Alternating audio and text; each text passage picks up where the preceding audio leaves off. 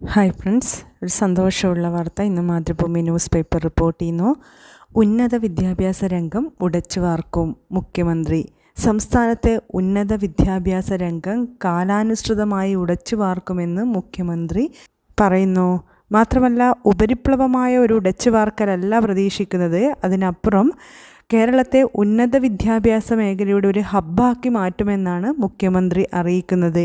മാത്രമല്ല, സാങ്കേതിക ഭരണക്കുരുക്കുകൾ പരിഹരിക്കാൻ ആവശ്യമായ രീതിയിൽ നിയമങ്ങളും ചട്ടങ്ങളും ഉടൻ പരിഷ്കരിക്കുമെന്നും മുഖ്യമന്ത്രി കൂട്ടിച്ചേർത്തു.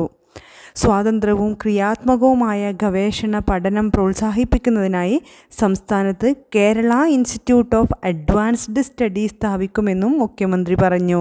അതായത് Kerala institute of advanced studies എന്നൊരു സെപ്പറേറ്റ് വിങ് വരുമെന്ന പ്രതീക്ഷയും കൂടിയാണ് വരുന്നത്. എന്തായാലും അത്തരത്തിലുള്ളൊരു മേഖല, ഡിപ്പാർട്ട്മെൻറ്റ്, ശാസ്ത്ര സാങ്കേതിക മേഖലകളിലും അതോടൊപ്പം തന്നെ മറ്റ് മേഖലകളിലുമുള്ള ഗവേഷണത്തെ പ്രോത്സാഹിപ്പിക്കുന്ന ശാസ്ത്രീയവും ക്രിയാത്മകവുമായ ഗവേഷണ പഠനത്തെ പ്രോത്സാഹിപ്പിക്കുന്നതിന് വേണ്ടിയിട്ടാണ് Kerala institute of advanced studies എന്ന ഒരു ഐഡിയ മുന്നോട്ട് വയ്ക്കുന്നത്.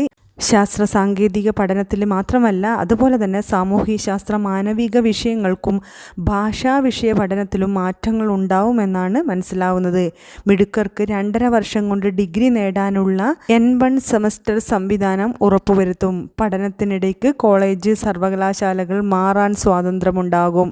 ഇത് സുഗമമായി നടപ്പാക്കാൻ REAP, അതായത് Kerala resource for education administration and planning സംവിധാനം ഒരുക്കുമെന്നും മുഖ്യമന്ത്രി അറിയിച്ചു. അതായത് ഇടയ്ക്ക് വെച്ച് സ്ഥാപനങ്ങൾ മാറി പഠിക്കുന്നതിന് വേണ്ടിയും അതുപോലെ തന്നെ മിടുക്കർക്ക് എത്രയും പെട്ടെന്ന് കോഴ്സ് കംപ്ലീറ്റ് ചെയ്യുന്നതിന് വേണ്ടിയും അതുമാത്രമല്ല ഉന്നത വിദ്യാഭ്യാസം അല്ലെങ്കിൽ റിസർച്ച് മേഖലകളിലേക്ക് പോകുന്നവർക്ക് അതിനുള്ള സൗകര്യവും ഒക്കെ ഒരുക്കും എന്നാണ് ഇതിൽ നിന്ന് മനസ്സിലാവുന്നത്. എന്തായാലും ഇത് പ്രാവർത്തികമായി വരികയാണെങ്കിൽ മുഖ്യമന്ത്രി പറഞ്ഞതുപോലെ തന്നെ കേരളം ഒരു ഉന്നത വിദ്യാഭ്യാസ മേഖലയുടെ ഹബ്ബായി മാറുമെന്ന കാര്യത്തിൽ സംശയമില്ല. നമുക്ക് സന്തോഷത്തോടെ കാത്തിരിക്കാം. ഇത് എത്രയും പെട്ടെന്ന് നടപ്പിലാകട്ടെ.